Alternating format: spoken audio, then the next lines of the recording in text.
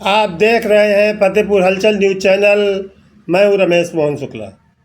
मुझे विश्वास है अब तक का आपका दिन शुभ रहा होगा।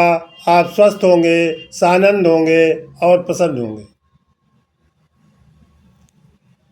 साथियों, इन दिनों एसआईआर का मुद्दा पूरे देश में काफ़ी चर्चा में है। फतेहपुर में भी एक सुपरवाइज़र जो लेखपाल था, उसने और उसकी शादी होनी थी 26 तारीख को, और उसने एक दिन पहले आत्महत्या कर ली। ये मुद्दा काफ़ी गर्म हुआ। कांग्रेस के प्रदेश अध्यक्ष अजय राय सहित अनेक दलों के नेता वहां पहुंचे और मृतक लेखपाल को 1 करोड़ रुपए की सहायता राशि और उसके आश्रितों को नौकरी दिए जाने की मांग की। सोशल मीडिया और मेन स्ट्रीम मीडिया में इस तरह की तमाम खबरें प्रसारित हो रही हैं कि पूरे देश में 20 से अधिक बीएलओज़ की मौत एसआईआर के चलते हो चुकी। लेकिन मीडिया चिल्लाए यह विपक्षी दल। चुनाव आयोग के कान पर जूं तक नहीं रेंगती और चुनाव आयोग से किए जा रहे प्रश्नों के सारे उत्तर भाजपा के नेता देते। आखिर क्यों? क्या ये साबित नहीं करता कि चुनाव आयोग और भाजपा का कोई गहरा तालमेल है? आखिर भाजपा भी तो एक राजनीतिक दल है। यदि अन्य विपक्षी दलों को इस एसआईआर की प्रक्रिया से तकलीफ है तो भाजपा को क्यों नहीं? चलिए, ये मुद्दा चलता रहेगा, कोर्ट तक में जाएगा और इसके तमाम इशू भी बनेंगे। लेकिन आज जो मैं मुद्दा लेकर आया हूँ वो बहुत ही महत्वपूर्ण है। वो हमारी देश की सीमाओं से तो जुड़ा ही हुआ है, हमारी संप्रभुता पर भी आघात पहुंचाने वाला है। साथियों, आपको याद होगा कि 2013 में प्रधानमंत्री पद का प्रत्याशी बनते ही नरेंद्र मोदी ने कहा था कि मैं चीन को उसी की तरह लाल आँख में बात करूँगा, लाल आँख दिखाकर बात करूँगा। हमारा जो आर्थिक डिसबैलेंस है चीन के साथ, वो निरंतर बढ़ता चला जा रहा है और हम एक बार फिर से जवाहरलाल नेहरू की तरह नरेंद्र मोदी भी शी जिनपिंग से गलबैया डालते हुए नजर आ रहे हैं। खाली चीन ही क्यों, हमारे अन्य पड़ोसी देश जो छोटे छोटे हैं और जो अब तक वो हम पर निर्भर करते थे, आज वो भी हमको आग दिखा रहे हैं। मैं आज मामला उठा रहा हूँ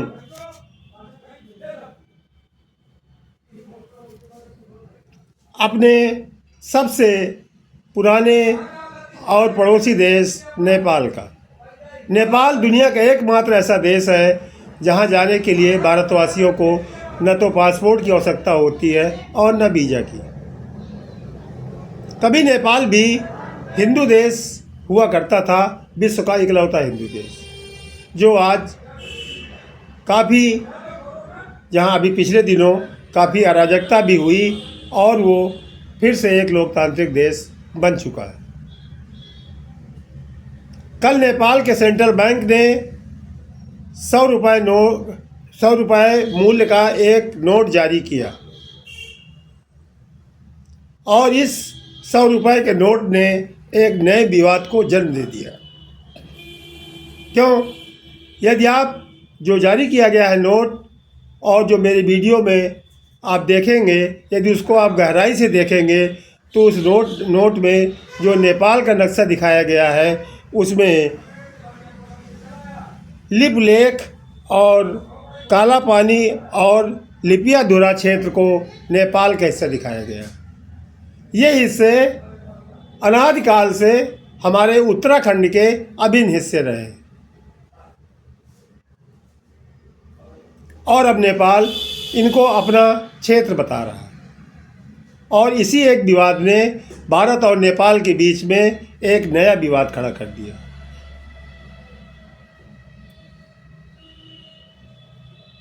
साथियों, सोचिए, जिस नेपाल से हमारे आज भी रोटी और बेटी के संबंध है, और वो नेपाल हमको आँख दिखा रहा है और खुलेआम अपने नोट में अपने देश का नक्शा छाप करके हमारे देश के उत्तराखंड प्रदेश के क्षेत्र को अपना हिस्सा बता रहा है। आप लोग शायद भूले नहीं होंगे कि अभी 2-3 दिन पहले ही चीन ने भी अरुणाचल प्रदेश को अपना प्रदेश बताया था। इसके भी समाचार, किस्से और वीडियोज आपने देखे होंगे कि जब अरुणाचल प्रदेश की एक महिला जो जापान जा रही थी वाया संघाई, तो वहाँ संघाई में उसको उतार लिया गया और उसके पासपोर्ट और वीज़ा को अवैध बताते हुए 18 घंटे तक रिटेन रखा गया। भारत के हाई कमिश्नर से उनके संपर्क होने पर तत्काल भारत के विदेश मंत्रालय ने इस पर प्रतिक्रिया दी और अरुणाचल प्रदेश को भारत का अभिन्न अंग माना। लेकिन उसके बाद भी चीन का विदेश मंत्रालय लगातार यही कह रहा है कि अरुणाचल प्रदेश चीन का प्रदेश है, भारत का नहीं। ये क्या हो रहा है? एक तरफ टैरिफ वार के बाद हम चीन के नज़दीक जाते हुए दिखाई पड़ रहे हैं। अभी एससीओ की मीटिंग में भारत के प्रधानमंत्री नरेंद्र मोदी स्वयं चीन गए थे। चीन से जो हमारा व्यापार का आयात निर्यात हो रहा है, उससे हमको लाखों करोड़ रुपए प्रति माह का नुकसान हो रहा है।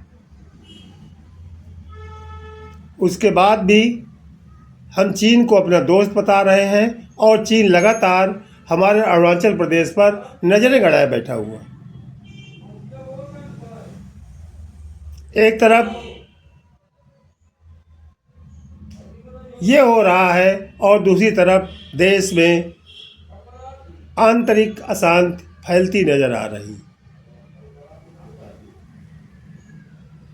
आखिर भारत की सरकार अपनी विदेश नीति को इतनी मजबूत क्यों नहीं बना पा रही कि जिससे पड़ोसी देश हमारे क्षेत्रों को अपना कहने की हिम्मत न जुटा सके। बात बात पर जवाहरलाल नेहरू की बुराई करने वाले भारत के प्रधानमंत्री नरेंद्र मोदी शायद नेहरू की विदेश नीति भूल चुके हैं।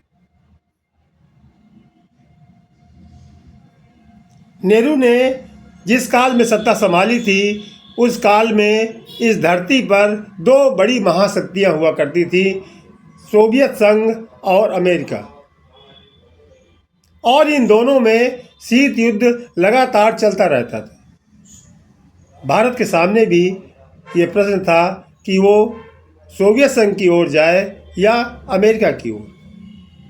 लेकिन तब भारत के प्रधानमंत्री जवाहरलाल नेहरू ने नॉन अलायंस मूवमेंट, गुट निरपेक्ष आंदोलन खड़ा किया था कि न हम इधर जाएंगे न हम उधर जाएंगे और हम तटस्थ रह करके जितने भी गुट निरपेक्ष देश हैं उनका संगठन मजबूत करेंगे।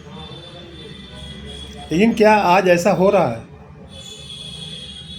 बात बात पर अमेरिकी राष्ट्रपति का भारत को आंख दिखाना, हम किस देश से क्या खरीदें क्या न खरीदें, इसके लिए डिटेशन देना, और उसके बाद भी क्या हम कह सकते हैं कि भारत मजबूत हाथों में है, सुरक्षित है? ये गंभीर प्रश्न है जो हर देशवासी को सोचना चाहिए, विचारना चाहिए और इस पर चिंतन और मनन भी करना चाहिए।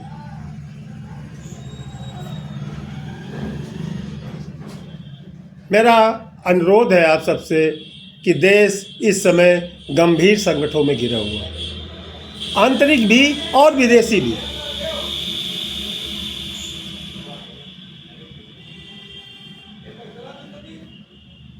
मैं एक बार फिर आपसे विनम्र अनुरोध करूंगा कि यदि अभी तक आपने फतेहपुर हलचल यूट्यूब चैनल को सब्सक्राइब नहीं किया है तो कृपा करके उसको सब्सक्राइब कर लें और घंटी की आकृति वाली बटन भी दबा दें, ताकि फतेहपुर हलचल में जो भी वीडियो मेरी अपलोड हो उसकी पहली नोटिफिकेशन आपको प्राप्त हो सके। आज की वीडियो मैं यहीं समाप्त करता हूँ। धन्यवाद। जय हिंद, जय भारत।